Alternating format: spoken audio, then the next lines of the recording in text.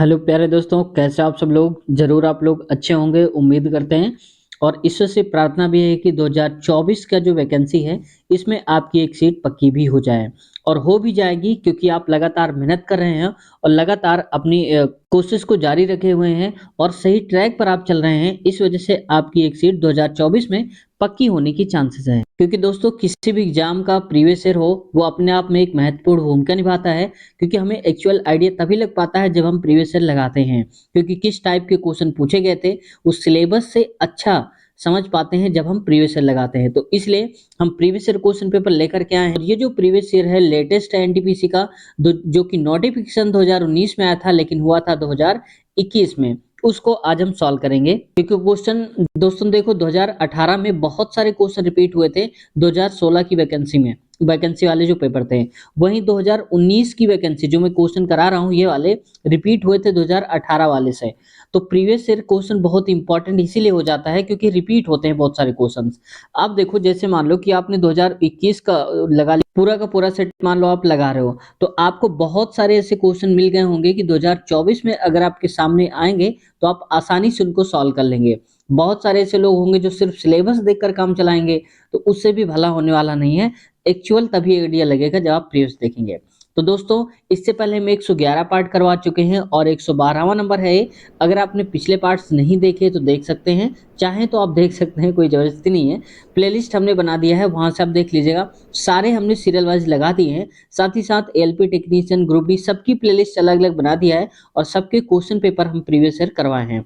ठीक है, तो चलिए शुरुआत करते हैं वीडियो की। लेकिन प्यारे दोस्तों, अब तक चैनल पे नए हैं, सब्सक्राइब नहीं किया, तो आपसे रिक्वेस्ट है चैनल को सब्सक्राइब कर लीजिए। जैसा कि आप अभी तक छोटे से इस चैनल को प्यार और स्नेह देते आ रहे हैं, वैसे ही सब्सक्राइब करके बेल आइकन भी दबा लीजिए, ताकि हमारी हर एक वीडियो की नोटिफिकेशन आप तक पहुंचती रहे। दोस्तों, आज जितने भी क्वेश्चन बचे थे वो पूरे कर रहे हैं और 71 से हम 100 तक के सारे कर लेंगे तो ये पूरा का पूरा पेपर खत्म हो जाएगा। चलिए देखते हैं। उस वेन आरेख का चयन करें जो निम्नलिखित तीन वर्गों के बीच के संबंध को सर्वोत्तम ढंग से दिखाता है। देखो दोस्तों, ऐसे क्वेश्चन जब भी आपके पास आते हैं तो आप एक्चुअल में देखा करो। जैसे देखो, फल, कॉफी और पेय। तो ये बात तो ठीक है कि जो पेय होता है वो कॉफी के अंदर आता है। यानी कि अगर हम ये मान लें कि ये बड़ा वाला पेय है, ठीक है, इसके अंदर आ जाएगी कॉफी। लेकिन कॉफी का संबंध किसी फल से नहीं होता है, तो इसलिए गोला और बनेगा जो कि फल को दर्शाएगा। कुछ इस प्रकार से गोला मिलेंगे। चलिए देखते हैं कहाँ है। तो ऑप्शन नंबर आप देख लो कि चौथे नंबर पे करेक्ट आंसर लिखा हुआ है। ठीक है, आगे बढ़ते हैं। अगला क्वेश्चन है दोस्तों, प्रसिद्ध संगीतकार उस्ताद बिस्मिल्लाह खां किस संगीत वाद्य यंत्र से संबंधित है? तो ये हैं शहनाई वादक हैं, बहुत ही महान हैं और ये हमेशा हमेशा तक याद भी किए जाएंगे। तो दोस्तों, चलते हैं इनके बारे में थोड़ा सा जान लेते हैं। इनका जन्म दोस्तों हुआ था, डुमरांव पड़ता है बिहार में। अगर आप में से कोई दोस्त हैं वहां से, डुमरांव या बिहार से हैं, तो आप लोग जरूर बताना।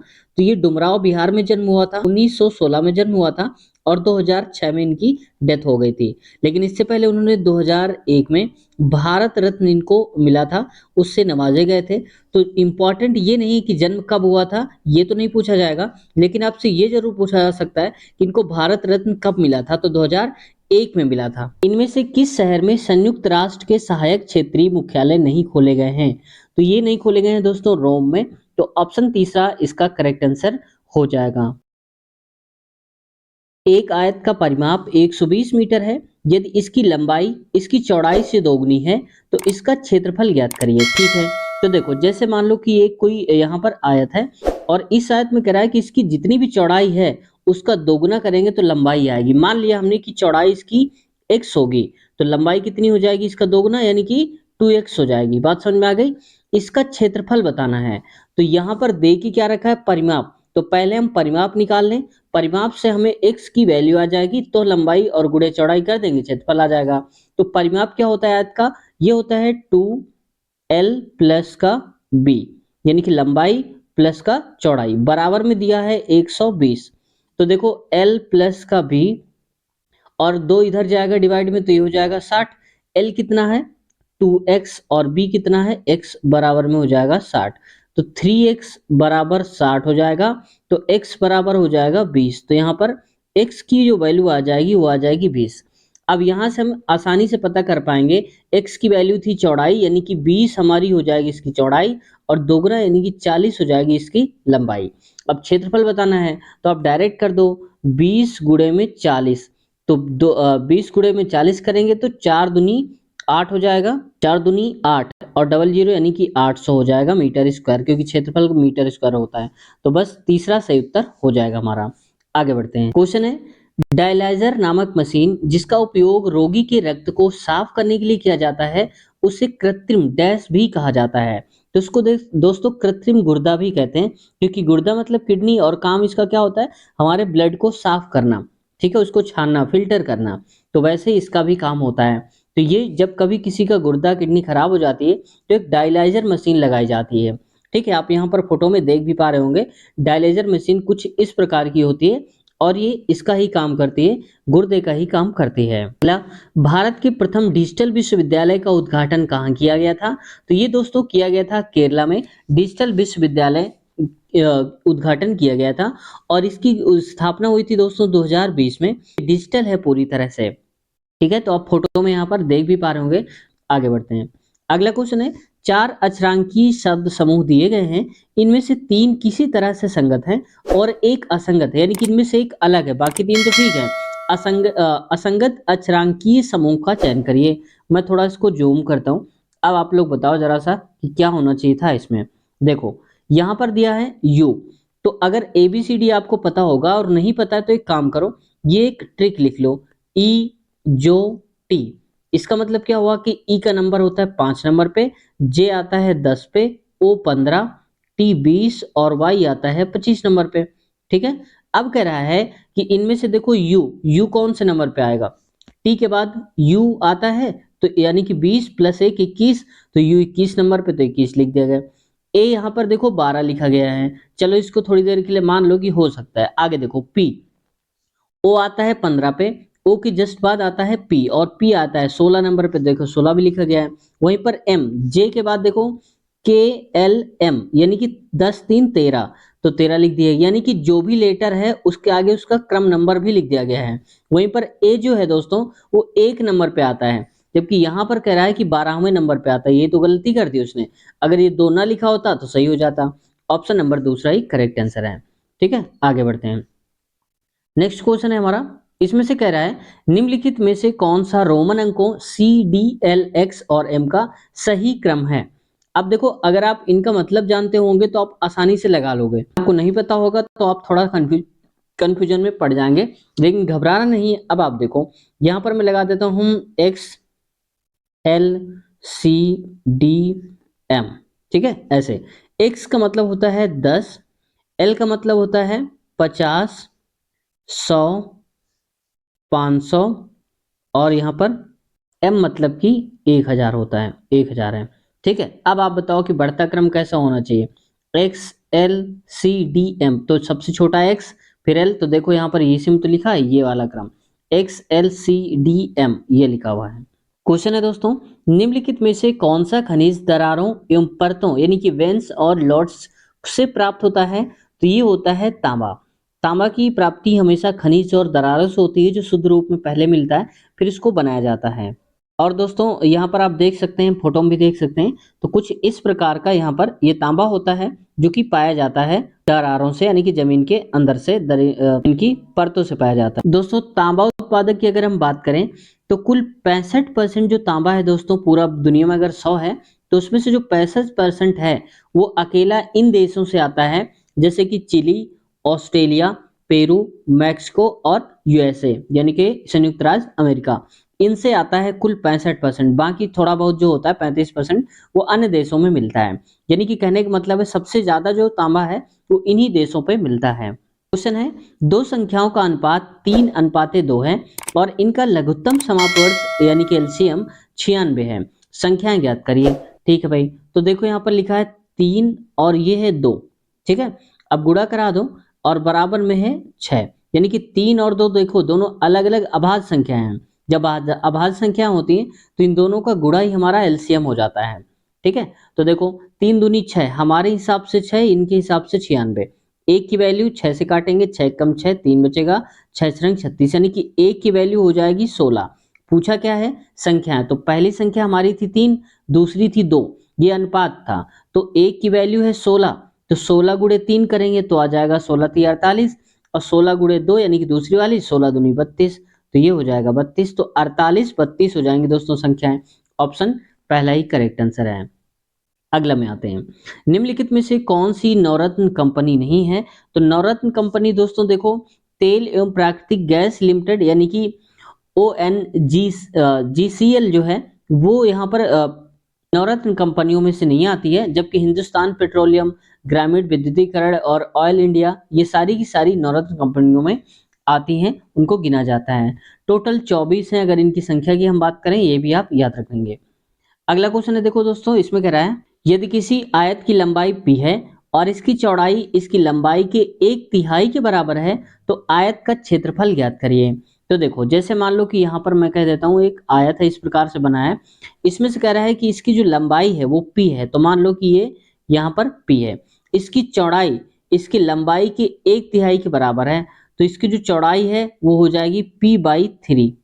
ठीक है, यानी कि लंबाई तो ये आ गई और चौड़ाई आ गई इसकी ये वाली। ठीक है, हमें बताना है क्षेत्रफल, और क्षेत्रफल मतलब होता है लंबाई गुणे में चौड़ाई। तो लंबाई कितनी है, p है, चौड़ाई दिया है p/3, तो लिखिए p/3। अब बता दीजिए, तो p इंटू पी यानी कि p² और नीचे आएगा 3, यही तो क्षेत्रफल हो जाएगा, तो p²/3 हो जाएगा। ऑप्शन नंबर दूसरा करेक्ट आंसर।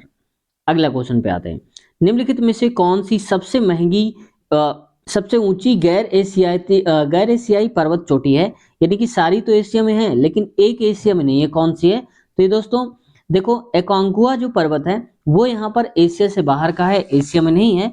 और ये कहाँ पर स्थित है दोस्तों? तो ये है दक्षिण अमेरिका में, यानी कि साउथ अमेरिका में स्थित है।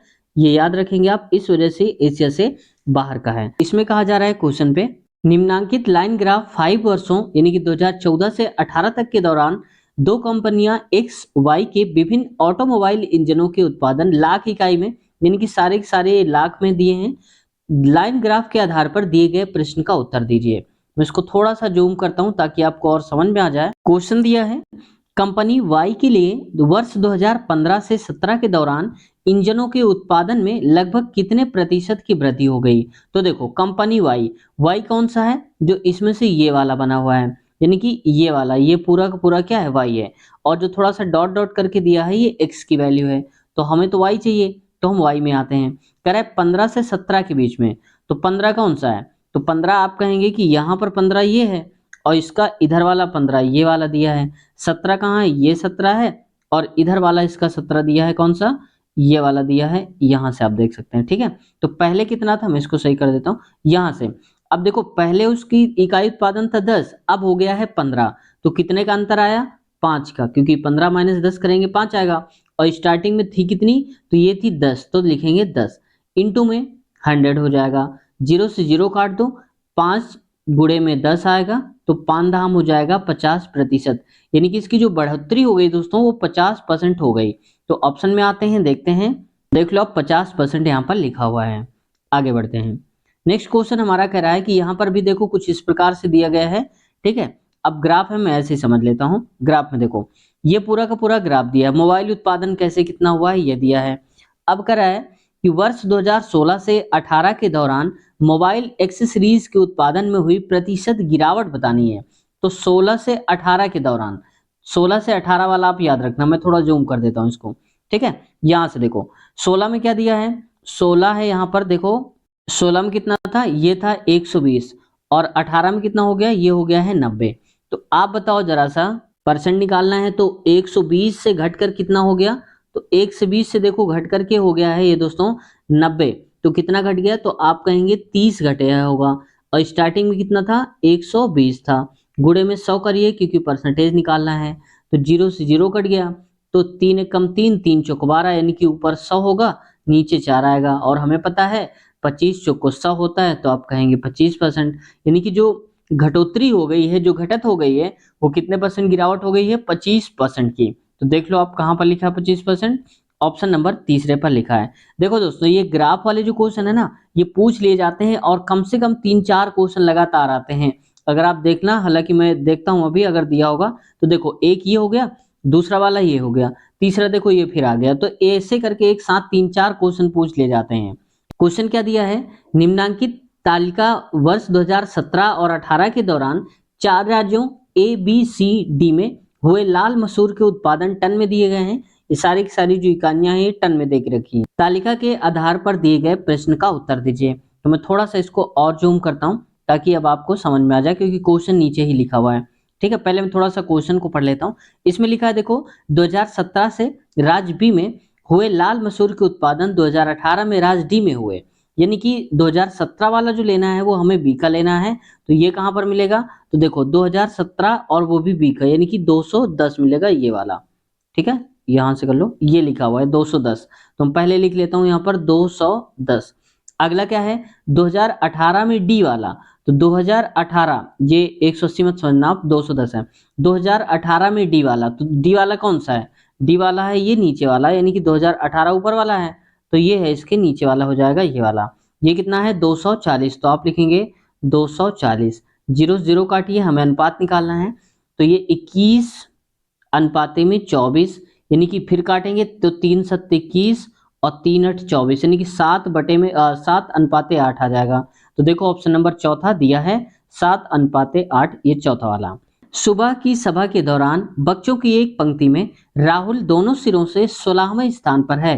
पंक्ति में कुल कितने बच्चे हैं, देखो जैसे मान लो आप यहाँ पर, यहाँ से देख रहे हो, यहाँ से भी आप इस जगह पर हो और यहाँ से भी आप इस जगह पर हो, और दोनों तरफ से 16वां है, इधर से भी इधर की तरफ और यहाँ से भी वो 16वां है। तो बताना है कितने बच्चे हैं। तो जब कभी ऐसा क्वेश्चन आ जाए दाएं से या बाएं से या दोनों आगे पीछे से, तो दोनों को जोड़ के आप एक कम कर दो, तो 16 और प्लस का 16 कितना हो जाएगा 32, एक घटा दो आप, आ जाएगा 31। तो कुल लोग कितने हैं 31। हमने एक क्यों घटाया, क्योंकि हमने इसको दोनों तरफ से काउंट कर लिया भाई, एक आदमी तो एक ही है ना, चाहे आप इधर से काउंट करो इतने नंबर पे, इधर से काउंट करें इतने नंबर पे, तो ये 2 बार काउंट कर लिया हमने, इधर से भी और इधर से भी, इसलिए हमने एक घटा दिया, तो 31 आएगा सही उत्तर। आगे बढ़ते हैं, नेक्स्ट क्वेश्चन है हमारा दोस्तों, और इसमें क्या है, दिए गए विकल्पों में से उस आकृति का चयन कीजिए जो श्रृंखला में प्रश्न चिन्ह के स्थान पर आ सकता है। ठीक है भाई, देखते हैं। तो देखो कुछ इस प्रकार का ये बना हुआ है, इसमें है ये ऐसे गया है, फिर ये ऐसे, अगर हम एक अल्टरनेट देखें, ये वाला इसमें फिर ये वाला इसमें, ठीक है, तो थोड़ा ज्यादा समझ में आया। देखो ये वाला ये है, इसको ऐसे घुमा दिया गया है 90 डिग्री ऊपर की तरफ, देखो ये ऊपर हो गया ऐसे करके, अब 90 डिग्री ऊपर हो गया तो 90 डिग्री अब फिर इधर आ जाएगा, तो ये होना चाहिए किस हिसाब से, ऐसे और कुछ इस प्रकार से होना चाहिए। ठीक है, जबकि ये वाला अगर आप देखोगे ये और ये अगर मैच करेंगे आप, तो देखो ये वाला इस तरफ को घूम रहा है, इधर की तरफ घूम रहा है 90 डिग्री, ये भी ऐसे ही घूम रहा है ऐसे क्लॉकवाइज, तो ये ऐसे आएगा, ये ऐसे, फिर इसके बाद ये अगला आएगा वो आएगा, यानी कि हमारा जो सही उत्तर हो जाएगा वो कुछ इस प्रकार से होगा, कुछ ऐसा बना होगा इसका फिगर। देखते हैं कहाँ पर है, तो देखो पहले ही मिल गया, मैंने ध्यान नहीं दिया, ये ऑप्शन पहले में लिखा हुआ है कुछ इस प्रकार का। ठीक है, आगे बढ़ते हैं, नेक्स्ट क्वेश्चन है हमारा, दिए गए कथन पर विचार करें और बताएं कि दी गई अवधारणाओं में से कौन सी कथन में निहित है। तो कथन दे के रखा है, तो देखो कथन निष्कर्ष दोस्तों क्या होता है कि रेलवे का सबसे फेवरेट होता है, ये मान लो कम से कम 3 से 4 क्वेश्चन पूछ लिए जाते हैं किसी किसी सेट में, ऐसे क्वेश्चन आते हैं और एकदम आसान होते हैं।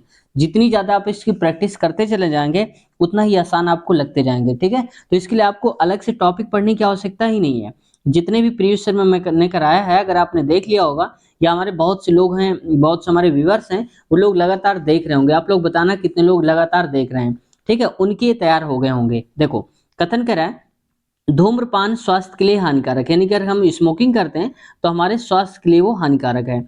यह चेतावनी सिगरेट के पैकेट पर छपी होती है, यानी कि सिगरेट का पैकेट पर ही उन्होंने दे रखा है क्या, कि धूम्रपान स्वास्थ्य के लिए हानिकारक है। ठीक है, अब हम धारणा क्या बना सकते हैं, अनुमान क्या लगाएंगे अपना, लोग सिगरेट के पैकेट पर छपी हुई सामग्री को पढ़ते हैं, बिल्कुल पढ़ते होंगे, क्यों, क्योंकि यहाँ पर अगर पता चल जाए कि वो पढ़ेंगे ही नहीं तो लोग छापेंगे क्या, नहीं छापेंगे ना भाई। मान लो अगर मैं ये कहूँ कि आप लोग एनटीपीसी का मेरा वीडियो देखोगे ही नहीं, तो मैं वीडियो बनाऊंगा क्या एनटीपीसी की, नहीं बनाऊंगा ना। तो इसका मतलब मैं उम्मीद करके चलता हूँ कि आप लोग वीडियो देखेंगे, इसलिए मैं बनाता हूँ। तो ठीक वैसे ही ये कंपनी वाले भी ये उम्मीद करते हैं कि आप लोग पढ़ेंगे जो पैकेट में लिखा है, उसी प्रकार से वो पैकेट में लिखते हैं, तो ये वाला सही हो जाएगा। दूसरा है लोग चेतावनी पर ध्यान देते हैं, तो लोग चेतावनी पर ध्यान देंगे क्योंकि उम्मीद, इसी उम्मीद से तो लिखा है इन्होंने, हालांकि वो बात पता नहीं क्या है, लेकिन इन्होंने तो इसी उम्मीद से लिखा है ना कि हम जो लिख रहे हैं उसको लोग अमल करेंगे, ध्यान में देंगे, तो ध्यान देंगे, इसीलिए यहाँ पर ये वाला भी सही हो जाएगा। समझ में आया? जैसे मान लो कि मैं कह दूं कि मेरी वीडियो आप देखोगे, ठीक है, और मेरी वीडियो से आप काफी कुछ सीखोगे, ये मेरी उम्मीद है, और अगर आप सच में कुछ सीखते हैं तो ही तो आप इसको देख रहे हैं ना वीडियो को, तो उम्मीद लेके चलता हूँ कि आप देखते हैं और सीखते भी हैं, ठीक है, इसी बात पे आप लोग लाइक कर दीजिए, ठीक है। तो यहाँ पर हो जाएगा, दूसरा भी सही हो जाएगा, तो ऑप्शन नंबर दूसरा सही, यानी कि धारणा फर्स्ट और सेकंड दोनों ही निहित हैं। आगे बढ़ें। अगला क्वेश्चन है हमारा, एक निश्चित कूट भाषा में ब्रेन को ए क्यू ऐसे करके लिखा जाता है, तो उसी कूट भाषा में बीन को हम क्या लिखेंगे? बीन, मैं इसको थोड़ा सा जूम करता हूँ ऐसे करके, ठीक है, दिख रहा होगा आपको। और हमें जो वर्ड बोला गया है वो है हमारा bean, B E A N, इसको बताना है। तो पहले इसको देख लेते हैं आया कैसे। देखो उल्टा चलो, ए के बाद बी आ गया है, क्यू के बाद आर आ गया है, जेड के बाद ए, और एच के बाद आई, एम के बाद एन, ऐसे यानी कि उल्टा चल रहे हैं, ठीक है, इधर की तरफ। तो वैसे देखो यहाँ पर लिखा है बीन, ठीक है, अब बीन लिखा है तो बी, बी के पहले क्या आया होगा? ए आया होगा। वहीं पर ई, ई के पहले क्या आया होगा? डी आया होगा। और ए के पहले क्या आया होगा? जेड आया होगा। तो ए डी जेड, और एन के पहले क्या आया होगा? एम। तो ए डी जेड एम होना चाहिए, यानी कि रियल में ए डी जेड और एम इतना बनेगा। तो ऑप्शन नंबर पहला वाला करेक्ट आंसर हमारा हो जाएगा। समझ गए आप? आगे बढ़ते हैं। नेक्स्ट क्वेश्चन कह रहा है कि उस वेन आरेख का चयन करिए जो सर्वोत्तम ढंग से इसको दिखाता है। जैसे देखो ये है पक्षी, पक्षी, कौवा, कठफोड़वा। तो देखो कौवा और कठफोड़वा दोनों अलग अलग हैं, लेकिन हैं दोनों पक्षी ही। यानी कि अगर मैं कह दूं ये पूरा का पूरा मेरा गोला जो है ये पक्षी का है, तो पक्षी के अंदर कौवा भी आता है और पक्षी के ही अंदर कठफोड़वा भी आता है। तो कुछ इस प्रकार का हमारा गोला बनेगा। देखते हैं कहाँ पर लिखा है ऑप्शन में। तो देखो आप चौथे नंबर पे करेक्ट आंसर हो जाएगा। ऊपर वाला ये जो है इसको हमने मान लिया है पक्षी, और इसको मान लिया है क्या? कठफोड़वा, और आगे ये दूसरा वाला पक्षी, ठीक है। आगे बढ़ते हैं। अस्थि भंग मतलब हड्डियों में होता है, तो मोच कहाँ पर आता है? तो मोच आता है दोस्तों स्नायु में, ठीक है, जो स्नायु होती है हमारी हड्डियों के बीच में, जैसे कि मान लो मांसपेशियां। तो ये सही हो जाएगा इसका कौन सा? स्नायु, तीसरा वाला करेक्ट आंसर हो जाएगा। आगे बढ़ते हैं। नेक्स्ट क्वेश्चन है, देखो ये क्वेश्चन लगातार मिल रहा है, अगर मैं हमारे दोस्त लोग लगातार जुड़े होंगे तो उन्हें पता भी होगा, क्योंकि हमने ये क्वेश्चन कई बार देखा है, रिपीट हुआ है कई सारे सेटों में, ठीक है। तो देखो 9.11 घंटे को घंटे, मिनट और सेकंड में व्यक्त करना है। तो देखो पहले तो लिखा है 9.11 और लिखा है यूनिट में घंटा। तो जो भी घंटा मिनट कुछ भी दिया हो तो पॉइंट के पहले जो है उसको रियल में ही मानोगे, मतलब घंटा लिखा है तो 9 घंटे हो गए हमारे पूरे पूरे, तो 9 घंटे हो गए। समझ गए आप? बचा क्या? 0.11, 0.11 को हम लिखेंगे 11 और नीचे लिखेंगे 100। 100 क्यों? क्योंकि पॉइंट के बाद दो डिजिट, एक एक, यानी कि दो बार जीरो। अब हम ये लिखा है घंटे में, और घंटे को मिनट में बनाने के लिए 60 से गुणा, जीरो से जीरो कटा, तो यह आ जाएगा 11 छका 66 बटे में 10, और 10 हटेगा तो पॉइंट लग जाएगा, ये आ जाएगा हमारा मिनट में चेंज हो जाएगा। अब पॉइंट के पहले क्या लिखा है? 6, तो हो जाएगा 6 मिनट। ये समझ गए आप? अब क्या बचा? 0.6, तो 0.6 को हम लिख सकते हैं यहाँ पर क्या?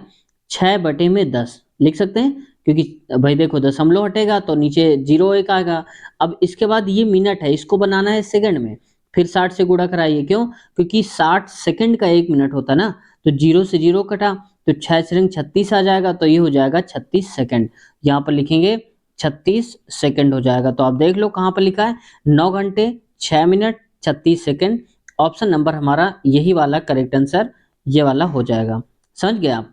तो बस तीसरा वाला करेक्ट आंसर है। आगे बढ़ते हैं। यहाँ पर कह रहा है बावर्ची रेस्तरां में काम करता है, यानी कि जो बावर्ची है उसका संबंध रेस्तरां से है, रेस्टोरेंट से है। और वहीं पर चिकित्सक रोगी, देखो यहाँ पर ध्यान दोगे अगर, तो बावर्ची रेस्तरां यानी कि स्थान दिया है कहाँ पर काम करते हैं, चिकित्सक रोगी काम करते हैं, कोई स्थान नहीं दिया। पुस्तकालय कैटलॉग, ये पुस्तकालय कैटलॉग के ही अंदर है, इसका अलग स्थान नहीं कोई। बढ़ई लकड़ी, ये कोई स्थान नहीं है। जबकि औषधि विक्रेता दवा खाना में बिक्री करता है दवाइयों की, तो ये सही आंसर हो जाएगा चौथा वाला करेक्ट आंसर। ठीक है, आगे बढ़ते हैं। नेक्स्ट क्वेश्चन हमारा इसमें से कह रहा है क्वेश्चन, पांच दोस्त राम, रहीम, राहुल, रॉकी और राज एक दीवार पर टेक लेकर बैठे हैं, ये सभी उत्तर की ओर मुंह किए हुए हैं। तो देखो जब कभी ऐसा बोला जाए तो जो जो बोला जाए आप वही करते जाओ। देखो मान लो कि यहाँ पर मैंने एक लाइन बना दी, सबका मुंह इस तरफ है, ठीक है, और 5 लोग हैं, तो 1 2 3 4 और मैंने 5 स्थान बना दिए, ठीक है। अब देखते हैं क्या रहा है यहाँ पर कि राम राज के दाएं ओर से दूसरे स्थान पर है, ठीक है भाई। अब हमें यही नहीं पता कि राज है कहाँ, तो आगे पढ़ो। जो किसी भी सिरे पर नहीं बैठा है, ठीक है। राम और रहीम दोनों सिरों पर बैठे हैं, यानी कि एक तरफ राम बैठा है, एक तरफ रहीम, यानी कि राम रहीम बैठे हैं ठीक है। राम रहीम तो आप जानते ही होंगे। चलिए देखते हैं। हम मान लेता हूं कि अगर ये राम है तो राम को आर एम कर देता हूं और रहीम को आर आई कर देता हूं, ठीक है। ऐसे समझते हैं। आगे कह रहा है राम जो है राज के दाएं दूसरे स्थान पर है। तो दाएं दूसरे मतलब अगर मैं ये कहूंगा कि यहाँ पर जो राज बैठेगा तो राज के दूसरे, यानी कि पहला ये हो जाएगा, दूसरा ये, तो राम बैठा है ना इधर। अब कह रहा है, क्या बोल रहा है कि जो राम है वो राज के दाएं दूसरे स्थान पर तो है, और राज किसी स्थान पर किनारे पर नहीं, तो देखो बीच में है, किसी स्थान पर नहीं है। अब आगे कह रहा है इसमें से राहुल राम के बगल में नहीं बैठा है। तो अब देखो राहुल जो है अगर यहाँ बैठ जाएगा तो राम के बगल में हो जाएगा, क्योंकि राम ये है। तो राहुल कहाँ बैठा होगा, यहाँ पर बैठा होगा राहुल, ऐसे बैठा होगा यहाँ पर। तो बचा एक कौन, तो हमारा बच्चा है रॉकी भाई, तो यहाँ पर करेंगे रॉकी, तो ये हो जाएगा रॉकी। अब क्वेश्चन देखो सब आर आर से दे दिया था कंफ्यूज करने के लिए, ठीक है, लेकिन आप लोग और भी ज्यादा समझदार हैं तो इसको भी खिला देंगे। देखो रॉकी के बाईं ओर तीसरे स्थान पर कौन है, तो रॉकी तो ये है। अब बाईं ओर इसका ये, चलो तो पहला स्थान, दूसरा स्थान और तीसरा स्थान, बताओ तीसरे में कौन है, रहीम है ना। तो ऑप्शन नंबर दूसरा करेक्ट आंसर हो जाएगा, रहीम वाला। आगे बढ़ते हैं।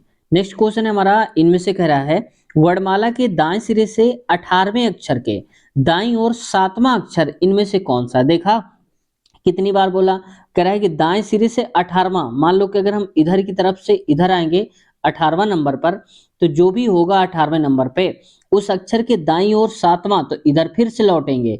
तो यानी कि जब कभी दायां दिया जाए और इधर दायां दिया जा रहा है, उसके भी दायां दिया जा रहा है, यानी कि उल्टा बोल रहा है, पहले इधर की तरफ आएंगे फिर इसका दायां देख के पीछे जाएंगे। तो आप बताओ, पहले बोला 18वां फिर बोला 7वां, आप घटा दो तो आ जाएगा 11वां। इसका मतलब हमें किनारे से चलना है पीछे साइड से, जेड एक्स ऐसे करके, और हमें 11वां नंबर बताना है, ठीक है। ये बना हुआ है। अब देखो इसमें से 7वें अक्षर, या मान लो 11वां अक्षर है, तो 11वां गिनो आप, यहां से देखो पहला दूसरा 3 4 5 6 7 8 9 10, 11वें नंबर पे क्या आ रहा है, पी आ रहा है ना। तो बस सही उत्तर क्या हो जाएगा, पी हो जाएगा। आप इस क्रम में दोस्तों अगर आप लिखना सीख गए ना, तो हमेशा आपको कभी कंफ्यूजन नहीं होगा। चाहे अगर उल्टा पूछ लेगा, जैसे डी का डब्ल्यू अपोजिट, जी का टी ऐसे, तो आप यहाँ से देखकर भी बता पाओगे। इसलिए क्रम आप जरूर याद रखना। एम तक जाते हैं, एम से फिर वापस एन से ऐसे चले आते हैं, तो यहाँ से दोनों चीजें आपकी हो जाएंगी।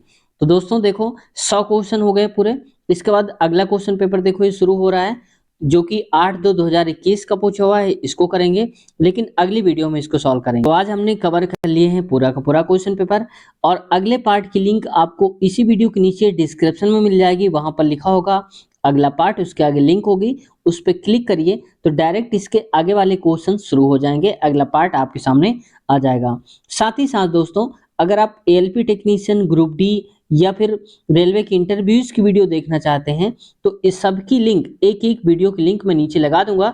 इसी वीडियो के नीचे, जिस वीडियो को आप इस वक्त देख रहे हो, इसी के नीचे डिस्क्रिप्शन में आप चेक कर लेना, वहां पर मिल जाएंगे। या फिर अलग अलग अगर आप देखना चाहते हैं तो सबकी हमने प्लेलिस्ट भी बना दिया है आपकी सुविधा के लिए। तो अगर आप ग्रुप डी के सारे पेपर देखना चाहते हैं तो प्लेलिस्ट हमने बना दिया है, सबको क्रम से लगा दिया, 1 2 3 4 सारे ग्रुप डी। और अगली प्लेलिस्ट में हमने एनटीपीसी के सारे वीडियो को एक साथ कर दिया है, जिसमें क्रम से लगाया है 1 2 3 4।